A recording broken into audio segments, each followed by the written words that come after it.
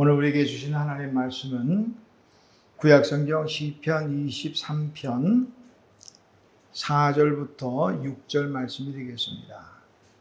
구약성경 시편 23편, 제가 가진 책으로 구약성경 818페이지에 있습니다. 시편 23편 4절에서 6절 말씀이 되겠습니다. 자신 줄 알고 오늘 우리에게 주신 하나님의 기록된 계시의 말씀을 제가 봉독하겠습니다. 하나님의 말씀을 경청하시기 바랍니다. 내가 사망의 음침한 골짜기로 다닐지라도 해를 두려워하지 않을 것은 주께서 나와 함께 하심이라. 주의 지팡이와 막대기가 나를 안위하시나이다. 주께서 내 원수의 목전에서 내게 상을 차려주시고 기름을 내 머리에 부으셨으니 내 잔이 넘치나이다. 내 평생의 선하심과 인자하심이 반드시 나를 따르리니 내가 여호와의 집에 영원히 살리로다. 아멘. 자리에 앉으시기 바랍니다. 하나님 아버지 은혜를 감사합니다. 지난 한 주간도 은혜 가운데 저희를 지켜주시고 오늘 거룩한 하나님의 날 저희의 주의 전에 저희들을 인도하셔서 이제 예배하는 중에 하나님의 귀한 말씀 앞에 머리 숙였습니다. 하나님, 오늘도 주시는 귀하고 복된 말씀 우리 귀담아 듣게 하시고 깨닫고 그 말씀이 우리에게 요구하는 대로 살아가기로 결단하는 복된 시간이 되게 하옵소서. 예수님의 이름으로 기도하옵나이다. 아멘. 우리 가운데 기억하신 분이 계실지 모르겠는데요. 포천 일동에 가면 그 나라 공동체 아마 기억하시는 분도 계시겠어요.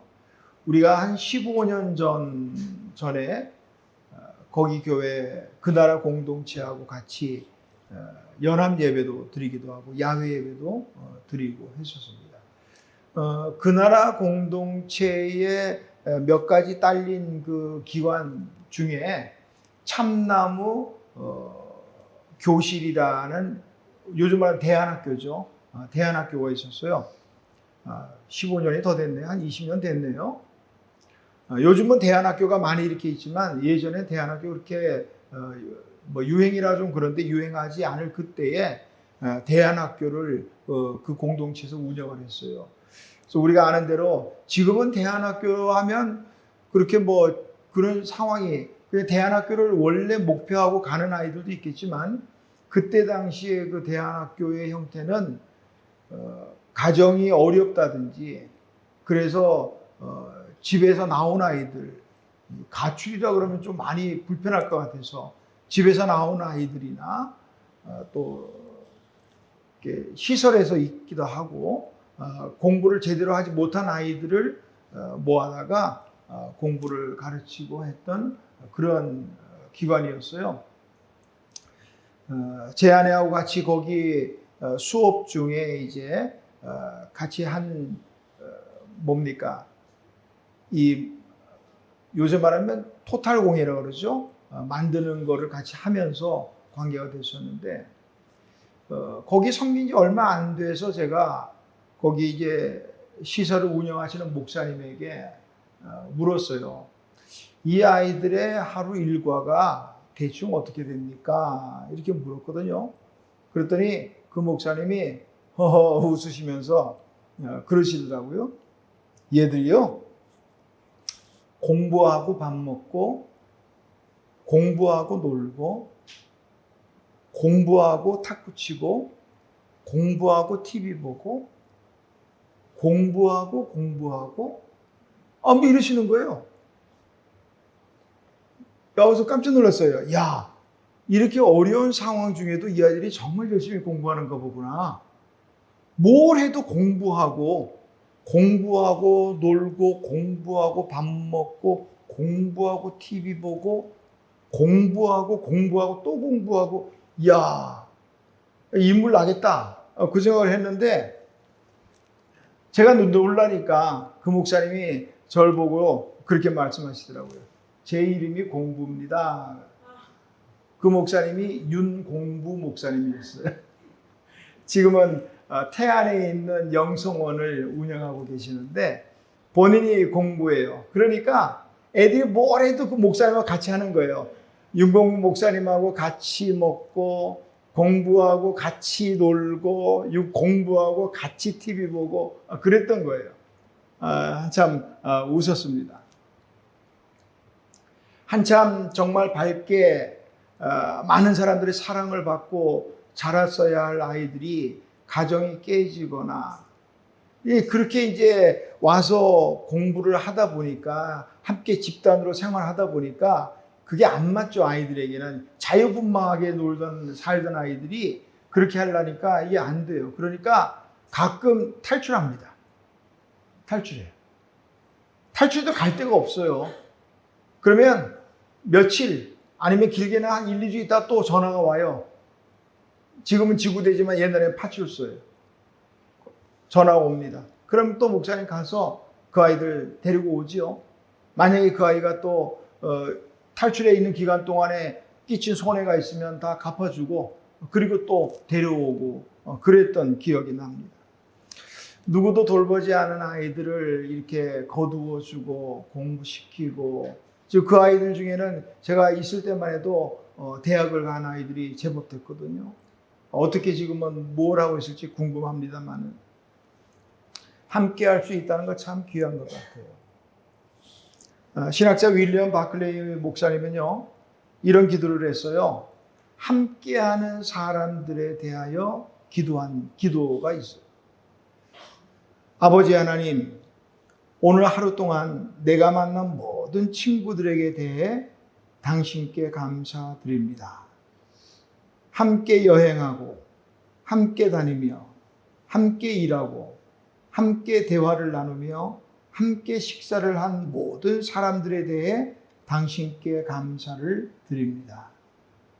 음악 감상이나 연극 또는 영화 관람을 함께한 사람들, 그리고 운동 경기를 구경했거나 또한 그것을 함께 즐긴 모든 사람들에 대해 당신께 감사드립니다. 이런 함께 했던 사람. 우리 앞뒤 옆에 계신 인사할까요? 함께 예배드리게 대해서 감사합니다. 함께 예배드리게 대해서 감사합니다. 예배도 함께 이렇게 같이 할 수 얼마나 좋아요. 사람들이 이게 뭘 먹을 때도 혼자 먹는 거 참 힘들더라고요. 제가 코로나 걸렸을 때 아내하고 집안에서지만 따로 밥을 먹어야 했거든요. 혼자 먹으려니까 이게 정말 밥이 안 넘어가더군요. 저는 이 혼자서 사시면서 식사하는 분들 참 존경합니다.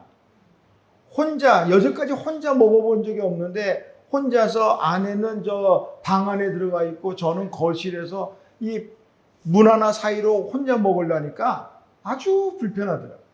제가 어떻게 했는 줄 아세요? 전화 영상통화해놓고 보면서 먹었어요. 이 함께 하는 게 얼마나 중요한가 모르겠어요. 하나님이 함께 하시는 사람에게는요, 분명한 증거들이 있어요. 우리 믿음의 사람이란 아브라함, 그럼 누가 뭐라 해도요, 하나님이 함께하는 사람이었다.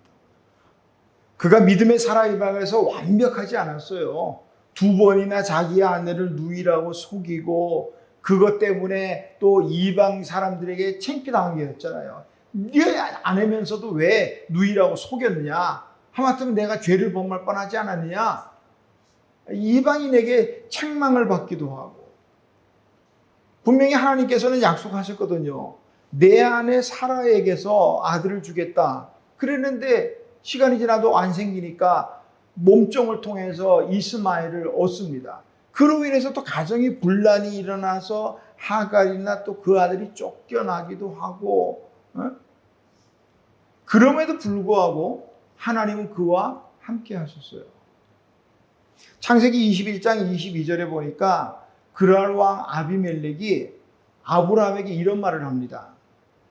그때의 아비멜렉과 그 군대 장관 비골이 아브라함에게 말하여 이르되 내가 무슨 일을 하든지 하나님이 너와 함께 하시도다. 아브라함이요, 나 하나님이 함께하는 사람이야. 이거 왜 이래? 그러지 않았어요. 이방 왕이 아브라함에게 대해서, 그러니까 이게 성경은 그렇게 안 돼 있지만 내가 볼 때 당신이 무슨 일을 하든지 하나님은 당신과 함께 하십니다, 이렇게 말했다는 거예요. 이 말씀을 보면서 우리 그리스도인들에게 가장 정말 최대의 칭찬이 있다면 이거 아닐까 싶어요. 좀 그런 적 있어요? 그럼 이런 말 들어본 적 있나요? 안 믿는 사람으로부터, 세상 사람으로부터, 교회 다니지 않는 사람으로부터, 야, 내가 교회는 안 다니지만 널 보면 하나님이 살아계신 것 같아. 널 보면 하나님이 정말 너와 함께 하시는 것 같아. 이것만한 칭찬이 있을까 싶어요. 하나님의 사람이 세상 사람들과 가장 큰 차이가 있다면 이것이 아닐까 싶습니다. 하나님이 함께 하시느냐, 함께 하지 않느냐. 하나님이 함께 하지 않으면 자기 힘으로 살아야 돼요. 내 힘으로, 내 능력으로, 내 어떤 삶의 방식으로. 그러나 하나님이 함께 하시는 사람은요, 하나님이 다 책임지신다고요. 아멘. 하나님께서 인도하시고, 하나님께서 보호하시고, 하나님께서 하시는. 오늘 본문에서 다윗은 말합니다. 우리 시편 23편은 뭐 너무 잘하는 내용이잖아요. 그 가운데 오늘 4절에 보니까 내가 사망의 음침한 골짜기로 다닐지라도 해를 두려워하지 않는다는 거예요. 왜? 주께서 나와 함께 하시기 때문에. 하나님께서 자기와 함께 하시기 때문에. 내가 사망의 음침한 골짜기를 다닐지라도, 이 시간에 뭐 다윗이 어떤 사망의 골짜기를 다녔는지는 설명하지 않아도 이미 우리 다 알고 있잖아요. 얼마나 많은 그 어려운 시간들을 보냈습니까? 그런데도 다윗은 말합니다. 나는 두려워하지 않는다. 왜요? 하나님이 나와 함께 하시기 때문에. 오늘 이 말씀에서 먼저 생각할 것은요, 하나님의 사람들이라 할지라도 사망의 골짜기를 걸을 수 있구나 하는 거예요. 우리가 잘 아는 것처럼 예수 믿는 순간, 믿음 생활을 하는 순간 모든 어려움은 사라지고 문제는 없어지고, 그건 잘못된 생각이죠. 우리가 경험해 봤잖아요. 교회를 얼마나 오래 다니고 아무리 믿음으로 산다고 해도 우리 삶 속에는 여전히 어려움과 고통의 문제들이 있다는 걸요. 그래서 기도할 때 하나님 이 모든 고통의 문제를 없애주시고, 그 기도 아니에요. 잘못된 기도입니다. 없을 수 없어요. 예수님도 십자가라는 고통이 다 있잖아요. 다만 우리가 기도한다면 그 고통의 순간에도 믿음으로 이길 수 있도록 그걸 위해서 기도해야 되는 거지요. 살아가다 보면 사망의 음침한 골짜기, 수고하고 무거운 짐 얼마나 많이 지겠어요. 성경의 위대한 인물들 보세요. 어느 하나 누구도 그냥 이런 사망의 골짜기 같은 어려운 시절을 보내지 않은 사람들이 있는가? 다들 애굽의 총리 대신이 된 요셉이요, 총리 대신이 됐다니까 뭐 꿈 한번 잘 꿔서 된 줄로? 아니잖아요. 우리 다 알잖아요. 그 형들의 손에 죽을 뻔한 그 사망의 골짜기, 애굽의 노예 생활, 거기다 억울하게 누명 쓰고 감옥에 갇혔을 때 그때도 역시 사망의 골짜기 아니겠어요? 이런저런 사망의 골짜기를 다 지난 후에 하나님께서는 그를 비로소 높이셨다. 장자의 축복을 가로채고 야곱은 죽이겠다고 하는 그 형을 피해서 외삼촌 라반의 집으로 도망갑니다. 홀로 도망가는 그 길은 정말 외롭고 두려운 그런 길이었죠. 앞날은 깜깜하고 그 밤에 돌베개 베고 자는 그 밤의 광야도 역시 깜깜했죠. 그 두렵고 외로운 이 야곱에게 하나님이 말씀합니다. 창세기 28장 15절에 보니까 내가 너와 함께 있어. 내가 어디로 가든지 너를 지키며 너를 떠나지 아니하리라. 홀로 외롭고 두려운 그 밤에 앞길이 깜깜한 그때에 하나님 야곱에게 말씀하시거든요. 내가 너와 함께 있겠다. 내가 어디로 가든지 너를 지켜주겠다. 내가 너를 떠나지 않겠다. 이 말씀 들었을 때 야곱은 비로소 깨달았죠. 그때까지 야곱은요, 하나님은 어떤 하나님이냐면 조부 아브라함의 하나님이었어요. 아버지 이삭의 하나님이었어요. 그런데 그때서 비로소 하나님이 할아버지 아브라함의 하나님만이 아니구나. 아버지 이삭의 하나님만은 아니구나. 나 야곱의 하나님이 되시는구나. 이걸 깨달은 거예요. 그 하나님이 나와 함께 하시겠다는 거예요. 그 하나님이 어디로 가든지 떠나지 않으시겠다는 거예요. 그 밤에 야곱은 깨달았어요. 하나님이 나와 함께 하신다. 그리고 돌베개 했던 그 돌에다 기름을 붓고 베델이라, 여기가 하나님의 집이다. 그렇게 했잖아요.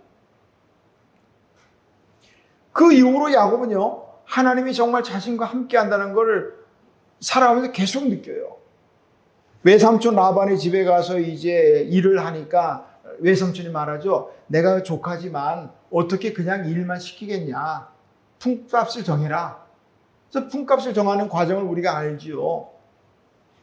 외삼촌의 양과 염소를 키우는데, 삼촌, 외삼촌의 양과 염소 중에 얼룩지고 아롱진 것은 다 내 걸로 하고 하얀 것들은, 무늬 없는 것들은 다 삼촌 걸로 하십시다. 라반이 보기에는 저거 별거 없거든요. 그러자 그러면 약속했습니다. 근데 그 과정이 몇 번이나 10번이나 바뀌었어요. 10번이나. 왜 그렇게 됐어요? 그렇게 정해놓고 나왔다 보니까 어느 순간 보니까 점 있고 아롱짓고 무늬가 있는 것들이 다 건강하고 더 많아지는 거예요. 그 라반이 바꾸자.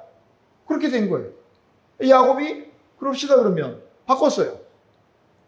바꿨더니 바꾼 대로 또 야곱이 또 왜 이런 현상이 10번이나 생겨요? 라반 약 올리려고? 아니에요. 하나님이 함께 하신 거예요.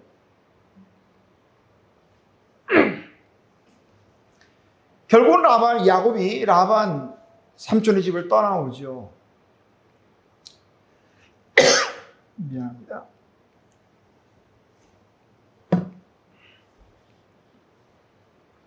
야곱이 아버지의 집에서도 몰래 야반도주한 것처럼 외삼촌 집에서도 또 야반도주 몰래 도망쳐와요. 나중에 뒤늦게 알고 라반이 쫓아옵니다. 그런데 야곱을 만나기 전에 하나님께서 라반의 꿈에 나타나셨어요. 건들지 마라. 그러니까 라반이 야곱을 만나도요, 어쩌지 못해. 하나님이 함께 하시는 사람이니까 어찌할 수가 없어요. 야곱의 아버지 집에 거의 다 왔을 무렵입니다. 야복강 가에 머무르고 있을 때 소식을 들으니까 형 에서가 400명의 군사를 이끌고 자기를 향해 오고 있다는 거예요. 환영 인사가 아니었어요. 20년 전에 그 원한을 갚겠다고, 복수하겠다고, 장자의 축복을 뺏어가 버린 이놈 죽이겠다고 그러고 오는 거예요. 야곱이 할 수 있는 게 없어요. 그 밤에 야곱이 자신과 함께 하시겠다는 그 하나님 이름 부르며 죽을 힘을 다해 씨름합니다. 기도하는 거예요. 그 다음날 아침 역사가 일어나잖아요.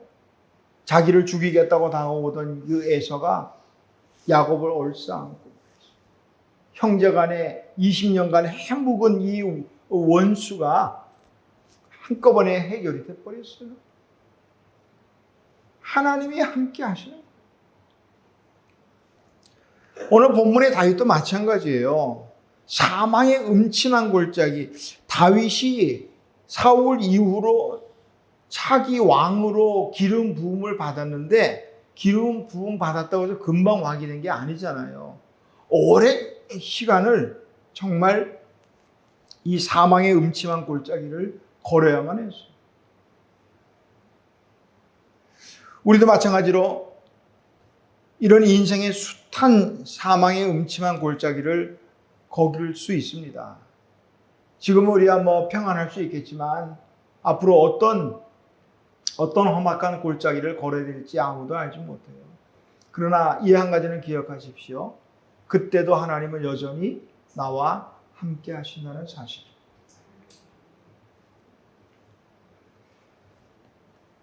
미국의 상원의원이었던 또 상원의원의 원목이었던 피터 마샬 목사님에게 한 성도가 물었다고 합니다. 목사님, 제 삶이 하나님이 함께 하시는 삶이라는 걸 어떻게 알 수 있죠? 후에 목사님은 자신이 쓴 책에서 이 문제에 대해서 이렇게 말을 했어요. 하나님께서 여러분이 찬송하는 그 순간, 조금 더 확대하면 예배하는 이 순간만 함께 하시고 우리가 글을 쓰거나 말하거나 살아가는 어떤 곳에도 계시지 않다면 그 신앙은 무언가 잘못된 것입니다. 그러면서 하는 얘기는 그거예요. 하나님은 우리가 살아가는 삶의 현장 모든 곳에 계시다는 것. 하신 말씀이에요. 주부가 주방에서 음식을 만들 때 하나님은 거기에 계시다는 것. 내 삶의 일터, 거기에 하나님이 계시다는 거예요. 이 모든 것을 다 깨달아야 돼요. 그렇지 못하다면 우리 신앙은 뭔가 문제가 있다. 하나님은 언제 어디서나 나와 함께 계시다는 사실을 믿으시기를 주님의 이름으로 축원합니다. 하나님이 함께 하시는 사람에게는 어떤 특징이 있어요. 오늘 우리가 맥체인 성경 읽을 통독 분량을 따라 말씀을 보니까 오늘 읽어야 될 말씀 가운데 하나가 사무엘상 10장이에요. 사무엘 10장에는 어떤 내용이 나오냐면 하나님이 사무엘을 통해서 이스라엘의 초대왕으로 사울에게 기름 부음 받는 그 장면이 사무엘상 10장에 나옵니다. 뜬금없죠? 만약에 내가 사울의 입장이라면 갑자기 사무엘 선지자가 와서 너 왕이 될 거야. 그리고 기름 부은다면 이게 지금 왕이란 제도가 없던 나라였거든, 이스라엘은요. 그런데 왕이 될 거라고 하나님께서 너를 왕으로 세우실 것이라고 이렇게 하면 참 이게 믿을 수 있는 일인지 없는지 막 그랬을 거예요. 그러니까 하나님이 사무엘을 통해서 사울이 믿을 수 있도록 하나님이 정말로 사울 너를 왕으로 세우겠다 확실한 징조로 보여주겠다 하면서 세 가지 징조를 얘기합니다. 첫 번째 징조는 뭐냐 하면 사울이 라헬의 묘실 곁에서 두 사람을 만날 거라는 거예요. 정말 우리가 예를 들면 야, 너 와순이 쪽으로 가다 보면 두 사람 만날 거야. 이런 식인 거예요. 그들을 만나면 그들이 잃어버린 암나귀를 찾았다고 말할 거라는 거예요. 지금 사울이 어떤 과정이냐면 아버지의 암나귀를 잃어버려서 그걸 찾으러 다니는 중이었거든요. 그래서 그 사람들이 하는 말이 야, 잃어버린 암나귀를 찾았는데 아버지가 너를 걱정한다. 그 말을 할 거라는 거예요. 두 번째 징조는 사울이 다볼에 있는 상수리 나무에 이르면 거기에서 하나님을 향해 올라가는 3명의 순례자를 만난다는 거예요. 근데 그 중에 한 사람은 염소 새끼 3마리를 끌고 있고, 한 사람은 떡 3덩이를 가지고 있고, 한 사람은 포도주 1가죽부대를 가지고 있고, 그리고 그들이 너에게 문안하고 떡 2덩이를 줄 것이다. 이게 완전히 정말 점쟁이 같은 그런 상황이죠. 여전히 그게 다 이루어져요. 마지막 3번째 징조는 뭐냐면, 사울이 하나님의 산에 이르게 될 것인데, 그 산에 이르면 거기서 선지자 무리들이 비파와 수금과 소고와 북을 치면서 예언하며 내려오는데, 그때 하나님의 영이 너희에게도 임해서 너도 예언하게 될 것이다. 이렇게 말씀합니다. 그러면서 사울에게 말합니다. 이 징조들이 너에게 임하거든 너는 기회를 따라 행하라. 하나님이 너와 함께 하시느니라. 하나님이 함께 하신다는 거예요. 이 3가지 징조들을 보면 하나님이 너와 함께 하신다는 것을 알게 될 것이다. 그리고 이렇게 말합니다. 사무엘상 10장 6절에 너에게는 여호와의 영이 크게 임하리니 너도 그들과 함께 예언을 하고 변하여 새 사람이 되리라. 하나님이 함께 하시는 사람들에게 일어나는 현상 가운데 하나가 있다면 새 사람이 되는 거예요. 변하여 새 사람이 되는 거예요.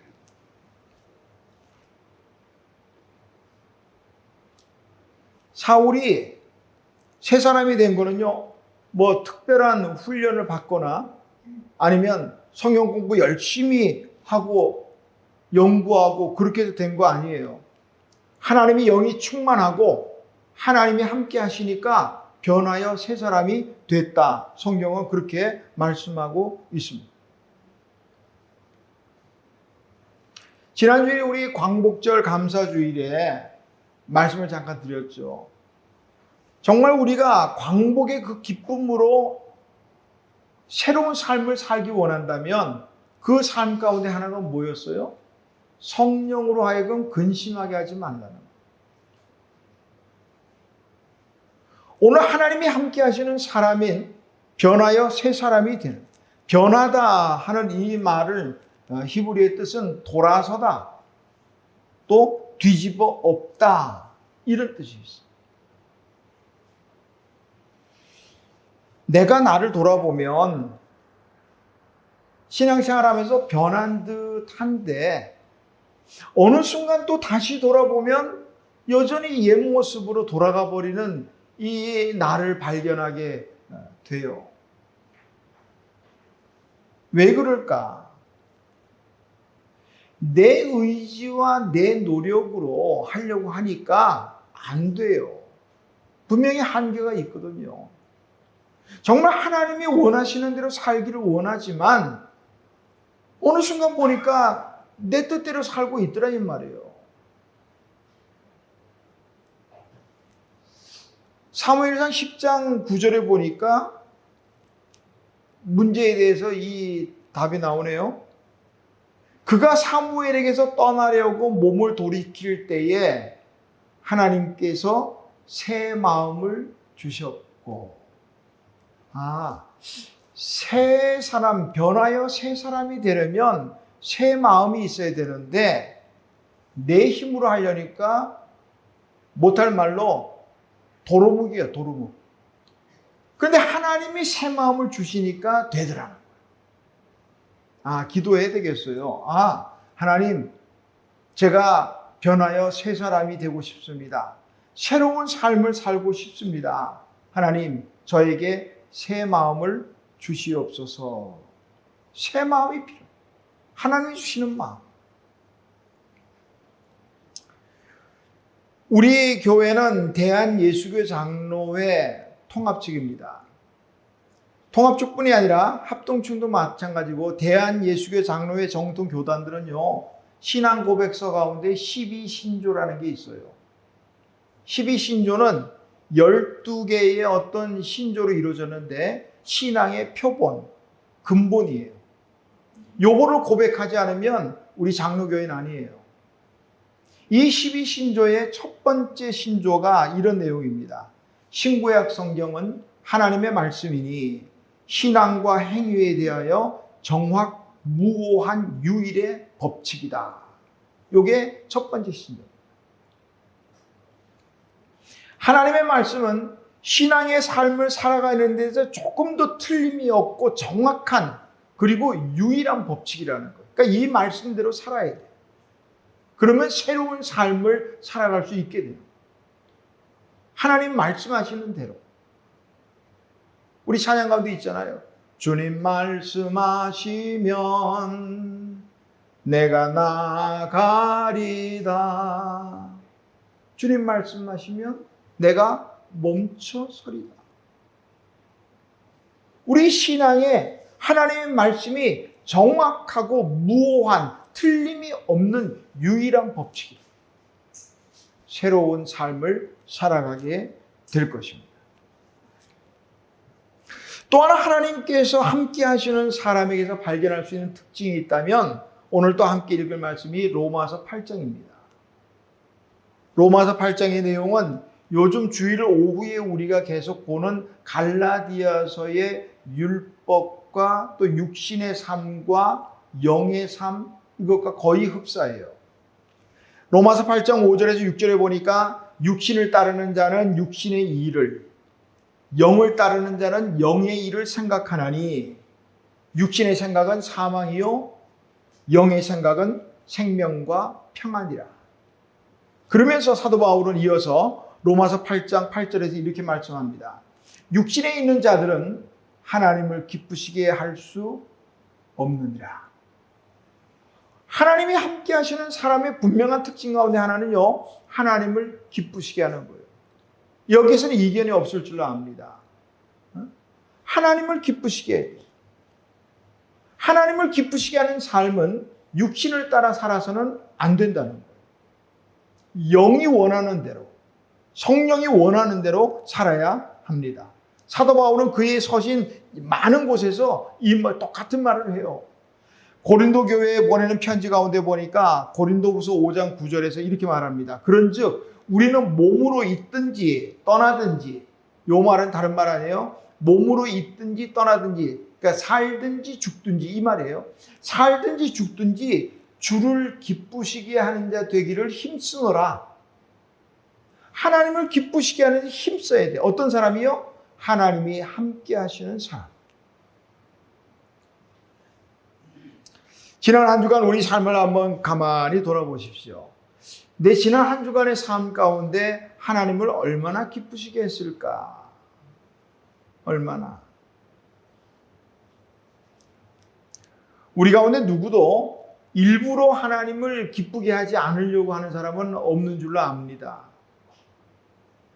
그런데도 불구하고 내 삶을 가만히 들여다보면 정말 하나님을 얼마나 기쁘시게 했을까? 아니면 그냥 나 좋은 대로 살아온 것은 아닌가? 그런 생각을 해봅니다.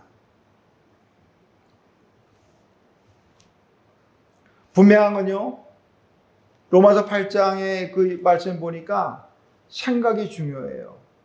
왜 내가 어떤 생각을 하고 살아야 돼? 하나님을 기쁘시게 해야겠다 하는 생각, 이 생각이 중요해요. 이 생각 없으면요, 그냥 생각 없이 살면 그냥 내가 원하는 대로 사는 거예요. 내 육신이 원하는 대로 사는 거예요. 내 육신이 원하는 대로 살면요, 천하의 누구도 소용없어요. 이스라엘이 정말 존경하는 인물이 다윗이잖아요. 우리 수요일날 예배 참석하시는 분들, 지지난주에 다윗이 어떤 일을 했어요? 사무엘하 11장에 보니까 거기는 다윗의 치명적인 범죄 사건이 기록되고 있습니다. 다윗이 왕궁위를 거닐다가 목욕하는 한 여인 바라봅니다.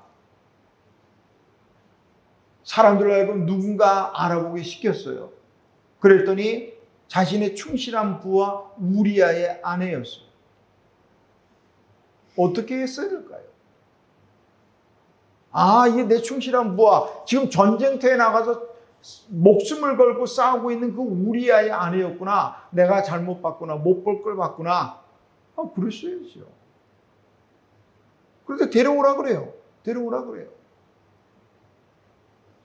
그리고 취합니다. 그리고 나니까 그 범죄의 씨앗이 났죠. 임신을 하게 돼요. 이 과정들 우리가 다 아니까 생략할게요. 천하의 다윗도요, 생각 제대로 못하면 소용없어요.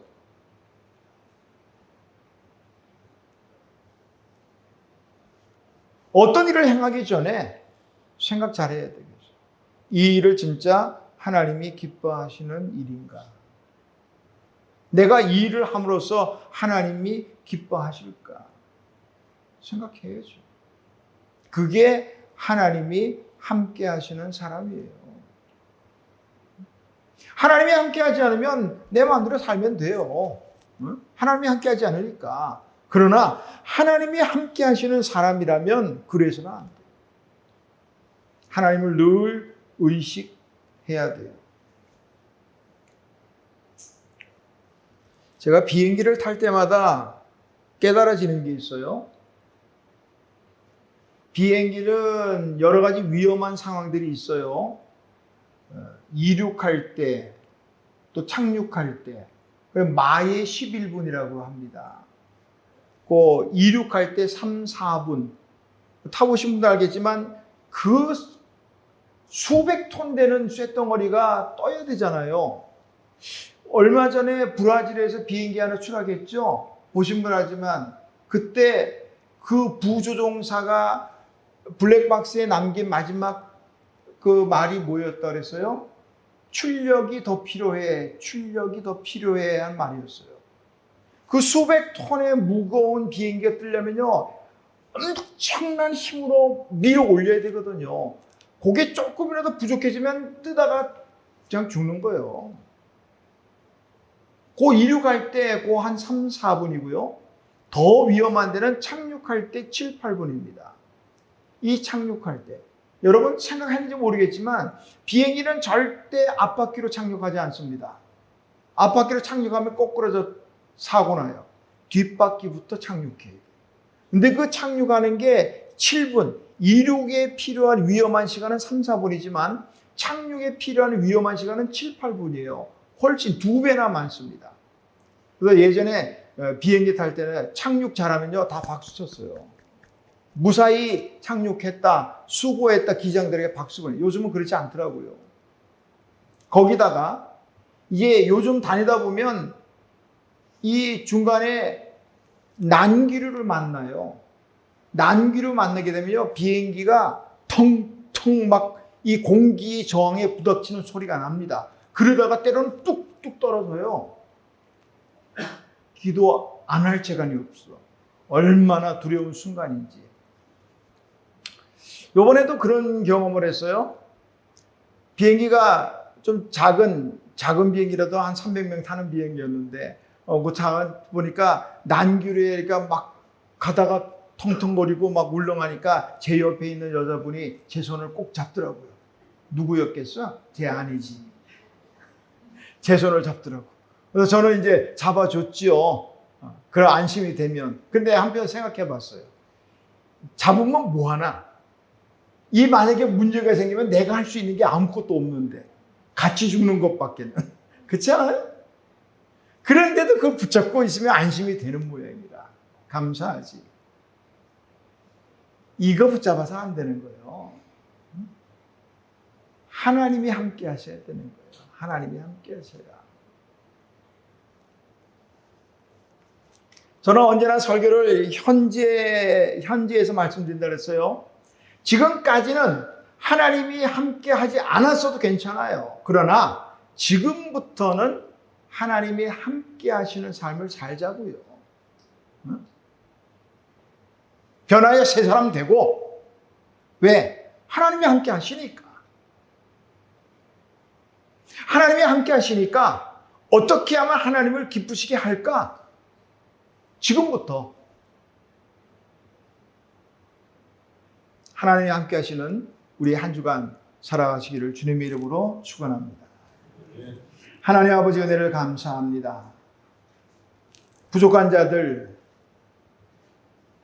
우리가 아직 죄인 되었을 때에도 우리를 지극히 사랑하신 하나님,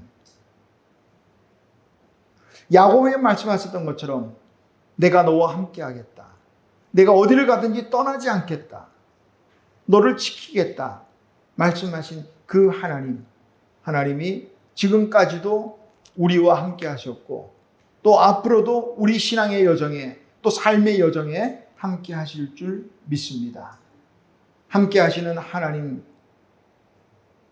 때문에 우리가 변하여 새로운 삶을 살며 또 하나님을 기쁘시게 하며 살기를 간절히 소원합니다.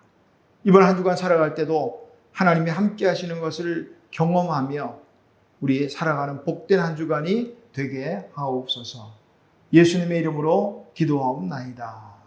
아멘.